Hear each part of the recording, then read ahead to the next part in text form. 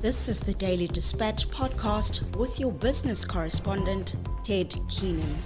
Today, Dispatch Live is talking to Lizelle Maurice. Good afternoon, Ted. It's always wonderful to chat to you. You attended the Eastern Cape's Development Corporation's Symposium and exhibition last week.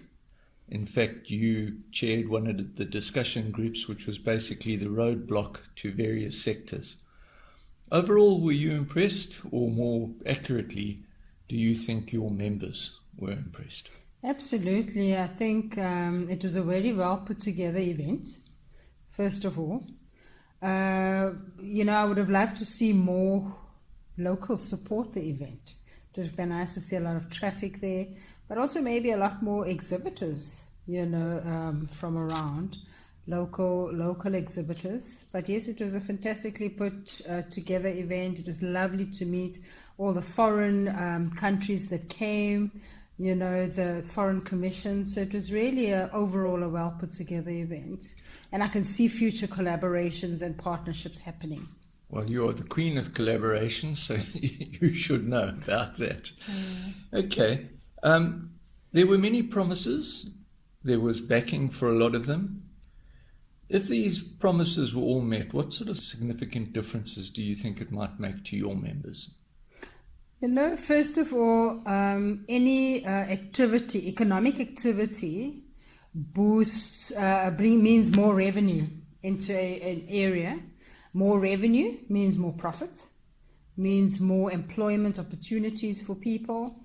So it's always great to have that kind of exposure. Also, it means exposure for their businesses, not only for the local market, but also for the continental market.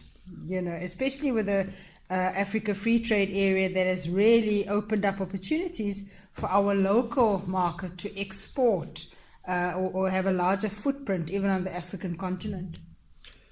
Any areas that you felt where your members' sectors had been perhaps ignored is too strong a word, perhaps they could have been beefed up a little bit? Definitely. I think there's an enormous opportunity, particularly because the Eastern Cape is such it's sort of earmarked as the agricultural hub. And even Transnet within their national strategy has now earmarked this particular harbour as the agri harbour, where a lot of exports will go, agricultural exports in particular, will go. And some of the sectors that really, where I saw great opportunity was aquaculture. Aquaculture is really still a foreign concept to a lot of people. I mean, we've been doing sheep farming for many years, cattle. We've got the most organized farms between East London and Port Elizabeth. I'm always so impressed when I drive past, particularly when I get to Alexandria and I pass and I look at the farms, most beautiful farms. And you can see, when you look at the farm, even the cattle seem happy. So it's really such a great thing to see. But aquaculture, you don't see a lot of that. Wool and mohair, I still see we have a great opportunity there.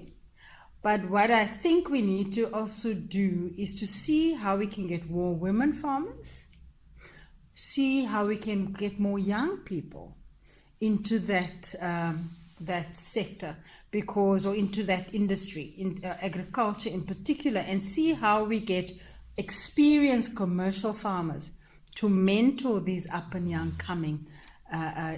farmers as well. Across racial lines, you don't find the young people coming through in those farming sectors anymore. There's certainly a couple of embryonic enterprises that are trying that, but I would agree with you 100%.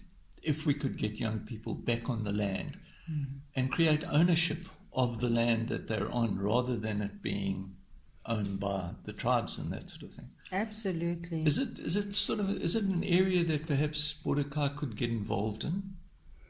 Yes, I was actually contemplating or thinking about that today, about how do we craft an effective mentorship program, where we get our young people to not only work the land but own the land.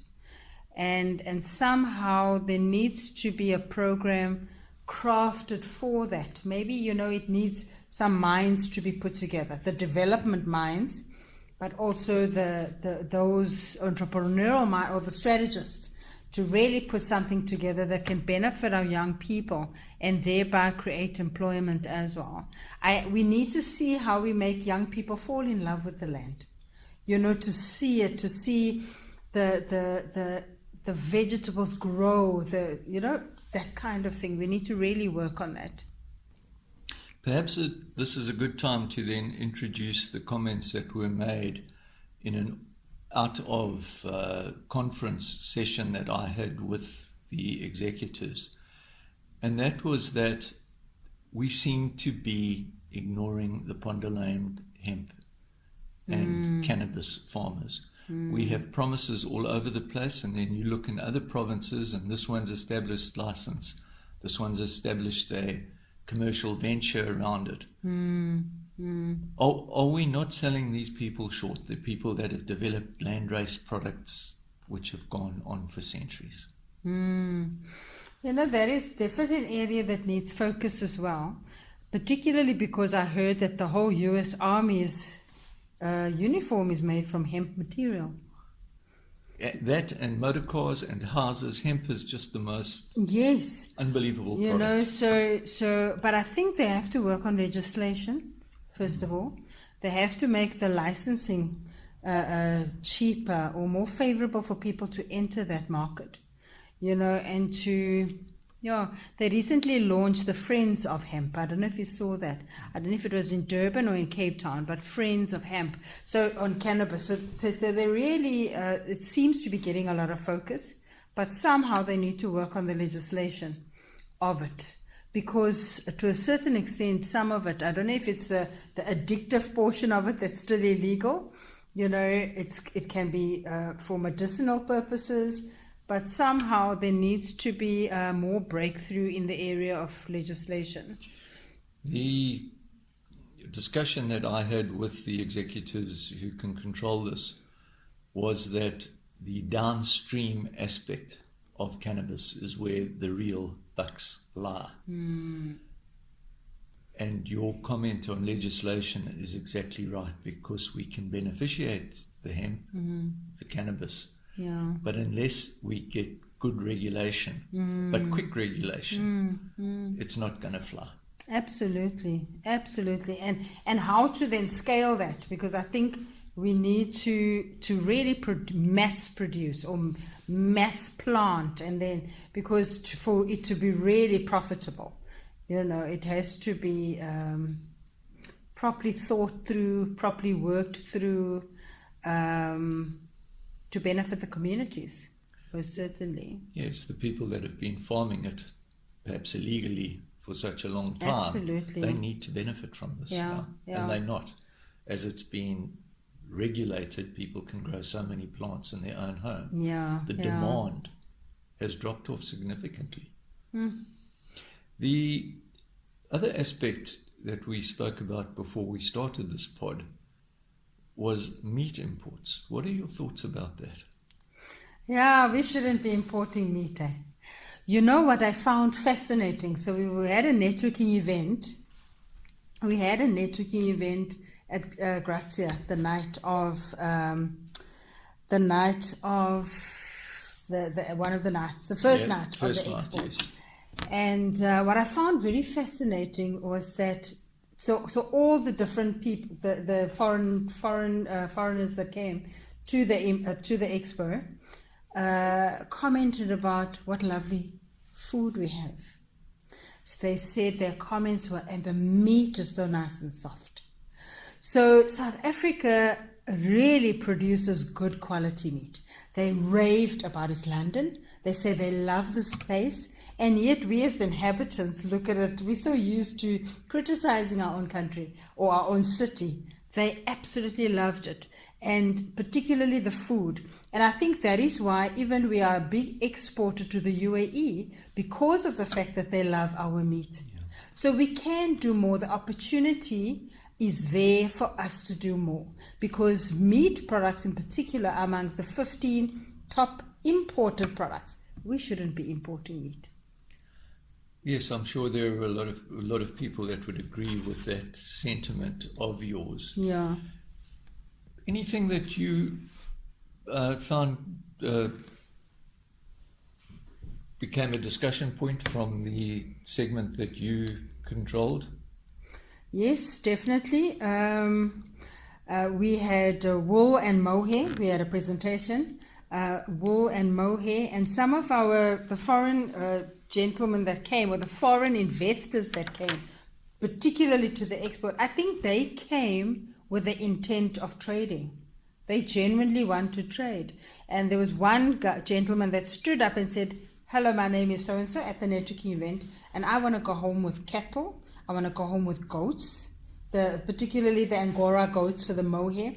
And he named, because he says they want to start trading in these products." There were a very impressive list of foreign dignitaries, were there not? Absolutely. Absolutely. We had the High Commission of Topo here, based in Pretoria, and they had the High Commission of, I think it's Uganda as well here. So we had about 8 different countries: Ethiopia, Lesotho, what is the other one? Kenya. Kenya Yes. brought a delegation of 10.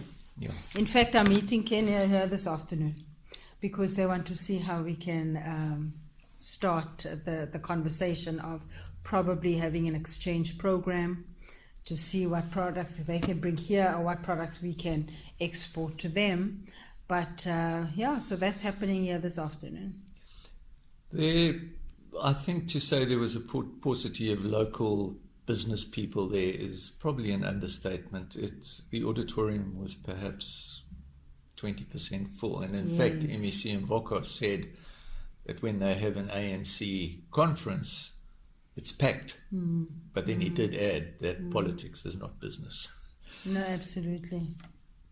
What the ECDC is apparently aiming for next year is to broaden the scope of the symposium, take it away from small and medium and micro-sized enterprises and give it open to everybody. Yes. And they spoke about having a sports field full of exhibitions, which I would think would benefit the BK, should I say. What are your thoughts about that? No, absolutely. I think what also, yes, definitely, particularly in the automotive sector or even the suppliers of automotive components, because the Eastern Cape is a big automotive hub as well. So, but somehow they need to give or tell people as part of their workshops, how does a young entrant gain entry into that market? Well, perhaps that's a good time to bring up what you're doing is to your project with 16 female entrepreneurs. That started, you've had your first meeting, you've got 11 to go?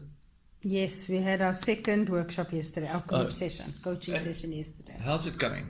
It's going fantastically well. We've got a lovely group of women, the first cohort, and we're going to run a second cohort as well from November. Trade Forward Southern Africa is so impressed with the quality of women that we have, first of all, and how organized we are. So they've said to us, in fact, the first day, because they also had a stand at the expo, they said to me, please, let's think about a second cohort before February, and we've got the budget for it. So just today I sent a message on one of our groups, please, we're looking for another intake of 16 ladies in particular. They're encouraging women in particular because it's such a male, farming is very male dominated.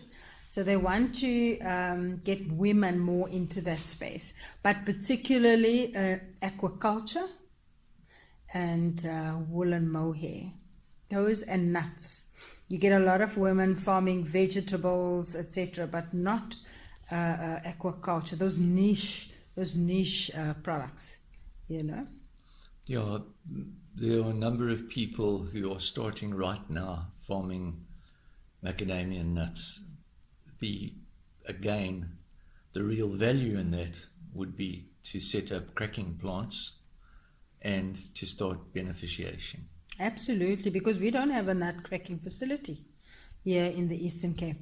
So if more people enter that market, produce nuts, it will make a more viable sense to have a nut cracking facility here. Because at the moment, the macadamia nuts go to Durban, and because they have a nut cracking facility there. Yeah. There were promises about the harbour. The executive mayor said that discussions were really fruitful with the authority at the harbour, and that deepening, widening, and a lot of restructuring were going to happen. And he ended his talk by saying that the chamber must jealously guard the progress. But we haven't really seen progress. So no talk between you and I would end without a little touch of controversy. What are you hoping to achieve? So we had a meeting with Transnet after that article on the 29th of June. Where we inquired what is exactly going to happen with the 4.3 billion rand. Give us timelines, etc. So subsequently, we've actually received a lot of attention from Transnet's superiors. And in fact, one of the Transnet gentlemen that was on the panel as well said we need to keep pushing, because if we put pressure on them, they then justify to put pressure on their bosses. So I think they're also quite keen to have the port developed. I'm happy that we now have a dedicated port manager. It always slows down development when there isn't structure in place. So now at least we can. And they've hired their 6 personnel. But what I've learned, Ted? Private sector, so we decide and we do things quick. With government, it's a little bit more, we have to be patient. The wheels don't turn as fast as private sector. I wish they did. And we have to exercise somewhat patience. I know we've waited, 50 odd years?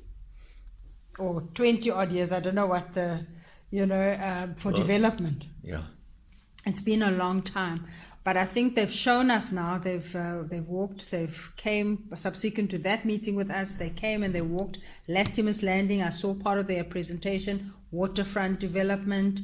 They've done a few things. In fact, I'm meeting even with the Boating Association this afternoon at 3:30, because what they have done is then carried up rentals. So I'm not sure what the strategy is, and I'm not even sure if I should say it here. So you're going to cut. No, we're going to leave it, because that's absolutely right. We need somebody to drive the strategy, keep people on track, and Borderkai Chamber of Business is doing a wonderful job of it. Just to close, what was the most impressive aspect of that conference for you? Was there anything that just lit up a light for you?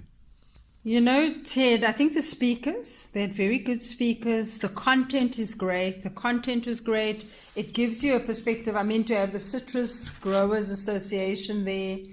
Sometimes you didn't even know these associations existed.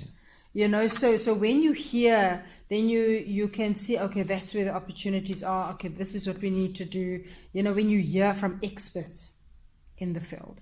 So I'm excited. We could have had more exhibitors there. Definitely, particularly local exhibitors. But as you said, that will change, as things progress. Overall, I'm happy. I'm happy with the entire event. I'm happy with the people that came. Building relationships, I believe in building relationships. And that is key for progress, because without relationship, we cannot have partnership. Without partnership, we cannot collaborate. And that's why the number one thing that we need to do in this country, irrespective of our political affiliations, we need to put our political differences aside for the greater good of the community and see how we can come together, no matter UDA, ANC, or whoever, you know what I mean? We need, for the greater good of communities and societies to thrive, we have to put our political differences aside to work alongside each other. That's a lovely note on which to finish our discussion. Thank you for your time again. It's always good fun to talk to you and Thank you. highly enlightening.